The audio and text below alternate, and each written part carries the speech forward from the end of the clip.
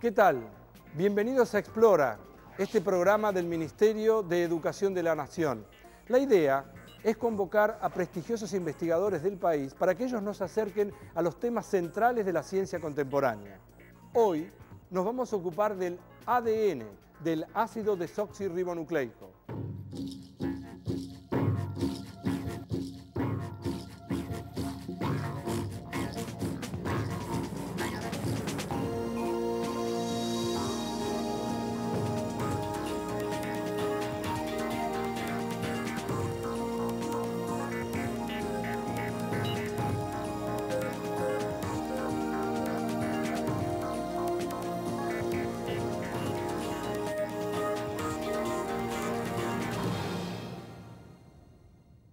A ninguno de nosotros nos tuvieron que explicar cómo hay que hacer para digerir una manzana, o que nos tuvieran que enseñar cómo hacer para reconocer una cara, o cómo hacer para sonreír.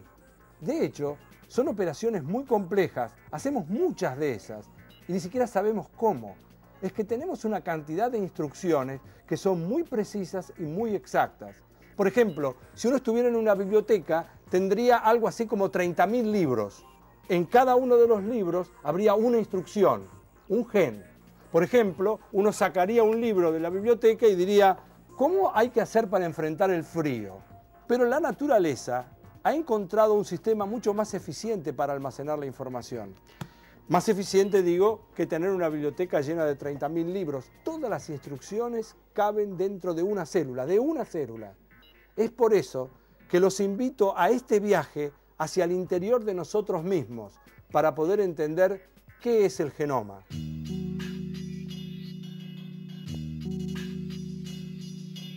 Nuestro cuerpo está formado por una serie de sistemas de órganos. Si observamos en detalle, por ejemplo, el sistema digestivo, podríamos detectar distintos tejidos formados por células.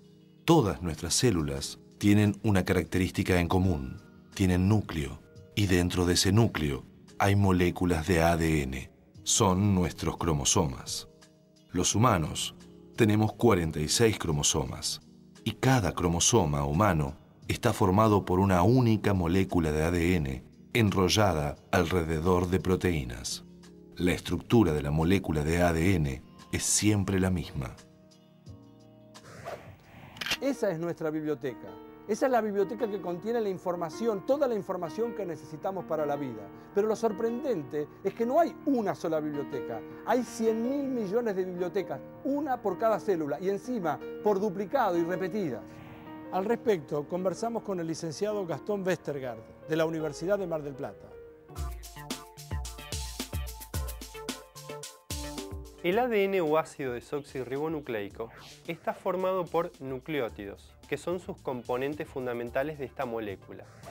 Esos nucleótidos, a su vez, están formados por un grupo fosfato, un azúcar de 5 carbonos y una base nitrogenada. Hay 4 posibles bases nitrogenadas en el ADN y esas son adenina, timina, citosina y guanina, como pueden apreciar en esta imagen.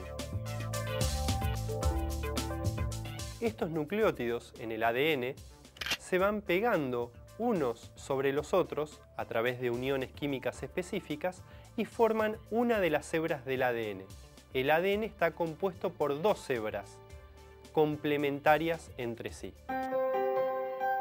Esta complementariedad de bases en el ADN se debe a la estructura química de sus bases nitrogenadas, dado que adenina solo puede unirse con timina y citosina con guanina. Por lo tanto, sabiendo la estructura de una de las hebras del ADN, puedo predecir cómo va a ser la hebra opuesta, la hebra complementaria, dado que si tengo A acá, voy a tener T enfrente, y si tengo C acá, voy a tener G enfrente. En la complementariedad de bases, las uniones entre las bases nitrogenadas mantienen unidas a las hebras entre sí, como formando los escalones de una escalera. Las barandas estarían formadas por el azúcar de 5 carbonos y el grupo fosfato. La direccionalidad, efectivamente, está dada por las barandas. Cada nucleótido, como dijimos, está formado por una base nitrogenada, un azúcar y un grupo fosfato. Veamos que el grupo fosfato está siempre unido al carbono 5' de su nucleótido, pero se une al nucleótido siguiente a través del carbono 3' del azúcar del nucleótido siguiente. Pero, ¿qué pasa en los extremos? En uno de los extremos, donde se termina esa hebra, el carbono 3 del azúcar queda libre. Por lo tanto, a ese extremo lo denominamos extremo 3'. Mientras que en el otro extremo, en el extremo opuesto, el grupo fosfato queda libre, porque es ahí donde termina la hebra, es donde se terminó la molécula de ADN. En ese extremo, donde tengo el grupo fosfato unido al carbono 5', lo denominamos extremo 5'. Que la molécula de ADN tenga dos hebras que son antiparalelas se debe a que en una de las hebras tengo un extremo 5', pero en la hebra de enfrente, en la complementaria, el extremo es el opuesto, el extremo 3'. Esto indica que las hebras son complementarias entre sí, pero corren en direcciones opuestas. Son antiparalelas. Cada uno de nosotros tiene en su ADN las bases nitrogenadas ordenadas de una manera única, particular, casi como si fuera una huella digital. De hecho, conocer esta secuencia del ADN permite determinar, por ejemplo, la paternidad de un niño o, en todo caso, en la escena de un crimen, saber si esta persona fue o no el autor.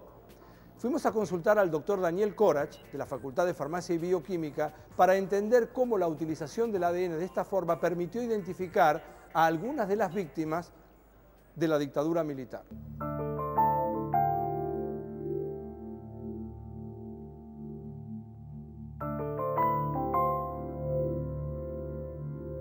Desde el punto de vista de la identificación personal, el hecho de poder disponer de una herramienta que haga que un resto, como por ejemplo esqueletos de las fosas comunes que se produjeron durante la dictadura militar, pudieran ser identificados o correlacionados, constituyó un real avance y un gran aporte que ofrecía la investigación molecular.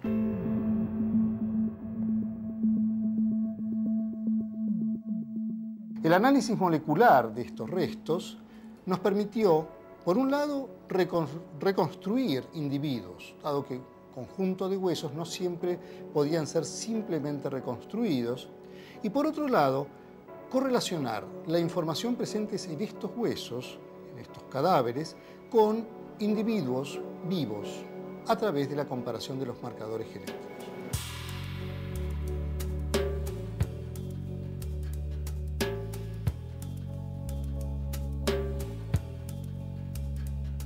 La identificación en la actualidad se basa en la comparación del perfil genético de un resto con la información genética de las personas vivas relacionadas potencialmente con ellos desde el punto de vista biológico. En un futuro, tal vez no demasiado alejado, se podrán generar bases de datos de nacidos vivos. Y sería algo tan informativo como lo son los bancos de datos dactiloscópicos. Y por lo tanto, el análisis de una evidencia forense nos va a remitir inmediatamente a la información genética de alguien que en algún momento nació y cuyos datos genéticos están almacenados en alguna base de datos disponible.